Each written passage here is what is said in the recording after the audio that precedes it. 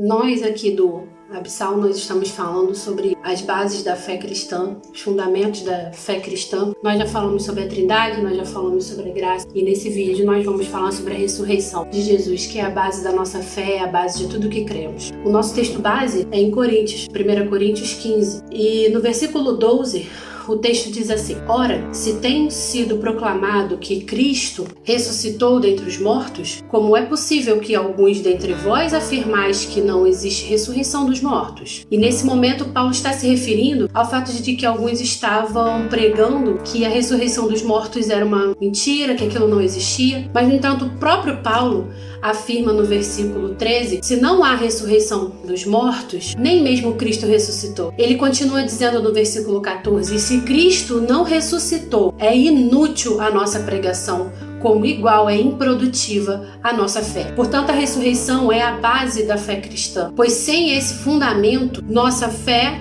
e a nossa crença são improdutivas, como Paulo afirma. A ressurreição de Cristo é um fato histórico. O primeiro é que a morte de Jesus se deu por meio de crucificação romana, e isso a história comprova. Os romanos tinham essa prática. Ele foi sepultado e provavelmente foi num túmulo particular. Poucos dias depois, os discípulos ficaram desanimados.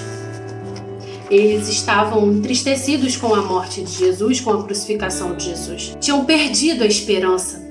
Eles estavam desesperançosos. O túmulo de Jesus foi encontrado vazio pouco tempo depois de seu sepultamento. Os discípulos tiveram experiências que acreditam ser aparições reais de Jesus ressurreto. Devido a essas experiências, a vida dos discípulos foi totalmente transformada. E depois disso, os discípulos se dispuseram a morrer pela crença de que Jesus havia ressuscitado. A proclamação da ressurreição aconteceu logo de início. Desde o começo da história da igreja, a proclamação da ressurreição de Jesus foi um fato. Os testemunhos públicos e a pregação dos discípulos sobre a ressurreição de Jesus aconteceram na cidade de Jerusalém, onde Jesus foi crucificado e sepultado. E a mensagem do Evangelho concentrava-se na pregação da morte e da ressurreição de Jesus. O domingo passou a ser o principal dia de reunião de adoração, porque Jesus ressuscitou ao domingo. Tiago, o irmão de Jesus, era cético antes do evento. Converteu-se quando acreditou também que viu Jesus ressurreto. Poucos anos depois, Saulo de Tarso, Paulo, tornou-se cristão devido a uma experiência que ele também acreditava ter sido uma aparição do Jesus ressurreto. E no versículo 8 do capítulo 15 de 1 Coríntios, Paulo afirma esse evento. Ele diz, e depois de todos, ou seja, depois de todos os discípulos, Jesus apareceu igualmente a mim, como a quem que nasceu fora do tempo. Existem algumas pessoas que são céticas quanto aos fatos mencionados. Essas pessoas, elas acreditam e confirmam sobre a ressurreição. Alguns dizem que a ressurreição foi um evento de alucinação. Dizem que os discípulos teriam sido enganados por alucinações. Só que tem um problema com essa afirmação. E assim como nos sonhos, que são coisas individuais, as alucinações não são eventos compartilhados. Elas acontecem de maneira individual. Os grupos podem ter alucinações? Sim, podem.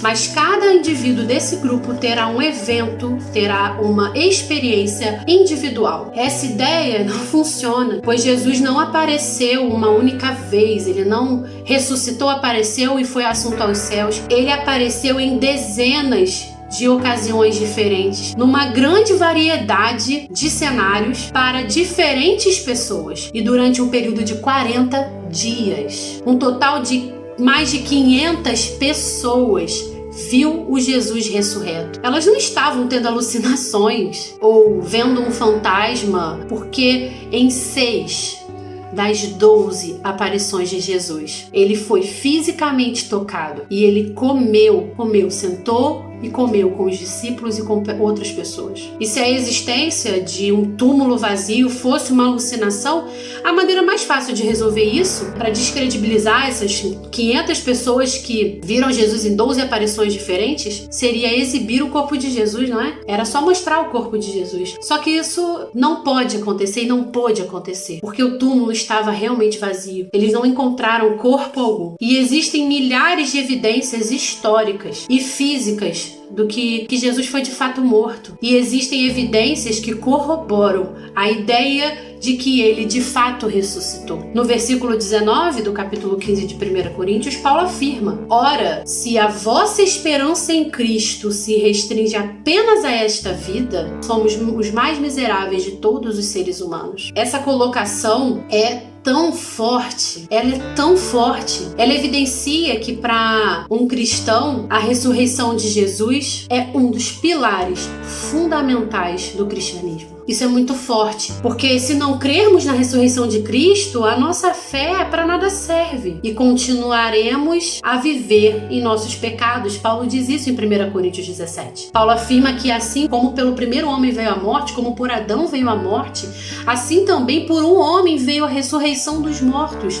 1 Coríntios 15, 21. Em Adão todos morreram, nós pecamos, nós erramos, mas em Cristo todos serão vivificados, nós teremos vida eterna. Paulo diz no verso 33, não vos enganeis, as más companhias corrompem os bons costumes. E aqui ele está dizendo que as ideias erradas acerca da ressurreição de Jesus corromperão as bases de toda a fé cristã. Dar ouvidos àquilo que Jesus não ensinou ou não praticou abalará os nossos alicerces enquanto cristãos. E por fim, Paulo termina o texto de 1 Coríntios 15, 58, dizendo assim: portanto, meus amados irmãos, permanecei firmes e que absolutamente nada vos abale. Dedicai-vos dia após dia à obra do Senhor, plenamente conscientes de que no Senhor todo o vosso trabalho jamais será improdutivo. Paulo encerra dando essa orientação de que nosso foco sejam as coisas do reino e que não abalemos nossa fé com aquilo que não procede do reino. Mas essa é uma decisão consciente, baseada na nossa fé, no que é sólido. A ressurreição de Cristo é um fato e esse é um dos fundamentos da nossa fé e da nossa crença em Cristo. Jesus ressuscitou dos mortos e ele vive e virá para nos buscar.